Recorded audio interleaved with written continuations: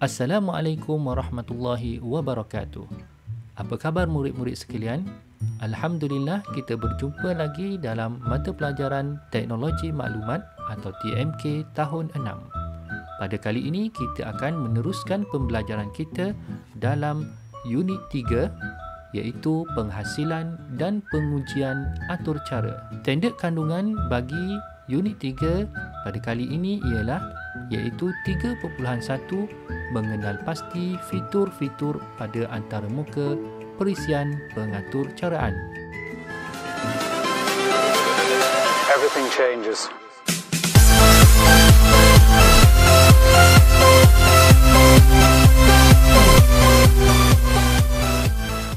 Pengenalan. Apakah itu pengatur caraan komputer? Pengatur caraan komputer ialah proses membangunkan atur cara komputer melalui pengekodan. Proses pengekodan atur cara dilakukan dengan menggunakan perisian pengatur caraan. Setiap pengatur caraan mempunyai fitur-fitur tersendiri. Contoh-contoh perisian pengatur caraan: Fortran, Visual Basic, Java, Scratch, Pentium Turtle, Arduino dan Basic 256. Perisian pengatur caraan seperti C++, Pascal, Java dan Basic 256 membangunkan atur cara dengan menggunakan kod berbentuk teks. Terdapat juga perisian pengatur caraan yang tidak memerlukan penulisan kod berbentuk teks seperti Scratch, Logo, Alice dan Arduino. Dalam mata pelajaran TMK kali ini, kita akan menggunakan perisian pengatur caraan Scratch. Scratch ialah aplikasi pengatur caraan yang dibangunkan oleh Massachusetts Institute of Technology Media Lab. Scratch dibangunkan bertujuan untuk menjadikan pengatur caraan lebih mudah dan seronok. Terdapat beberapa palette dalam Scratch. Setiap palette mengandungi blok atur cara yang tersendiri. Blok atur cara disambung seperti susun suai gambar untuk membentuk suatu atur cara.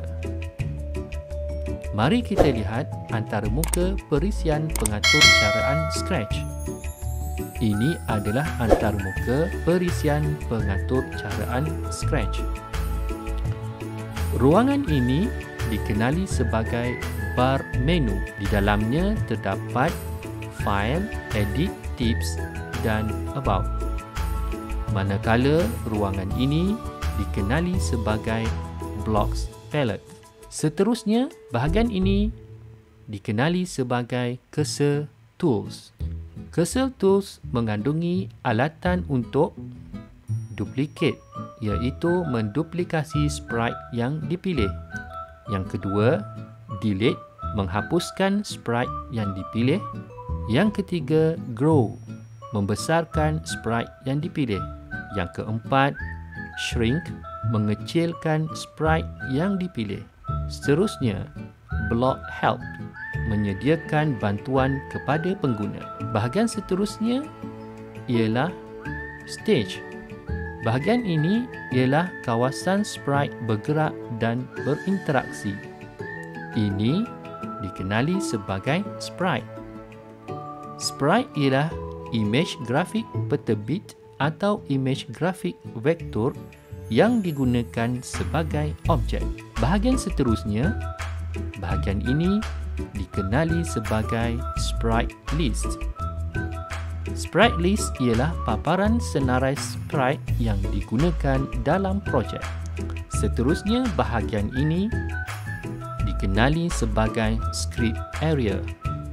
Script area ialah kawasan untuk menempatkan blok atur cara dalam blocks palette bagi membentuk atur cara. Bahagian seterusnya ialah tabs. Terdapat beberapa jenis tabs termasuk 1.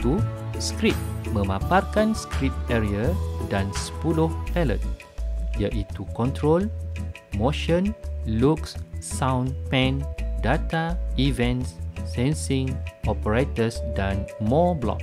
Yang kedua, costume, memaparkan bingkai-bingkai sprite yang telah dipilih. Yang ketiga, sounds, memaparkan senarai klip audio yang digunakan. Klip audio boleh dibina sendiri atau diimport dalam format file WAV dan MP3. Seterusnya, backdrops, menunjukkan latar belakang paparan yang dipilih bagi stage.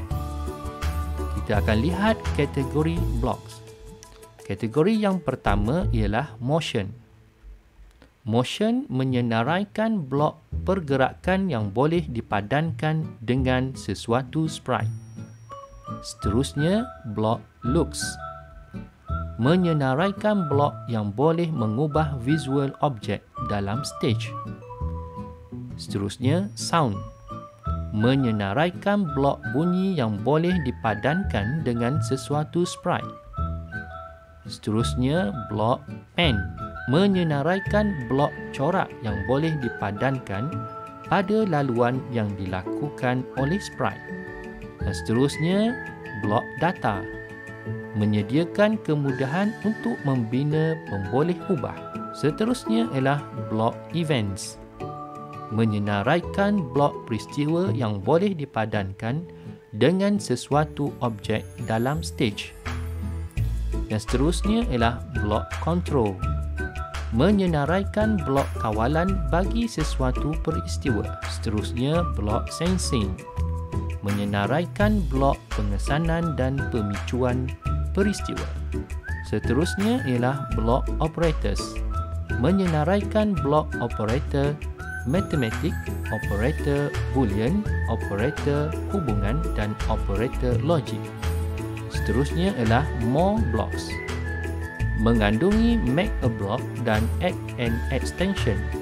Make a block membina blok baharu dengan mencantumkan semua blok yang berada dalam satu segmen atur cara. Sekian pembelajaran kita untuk kali ini.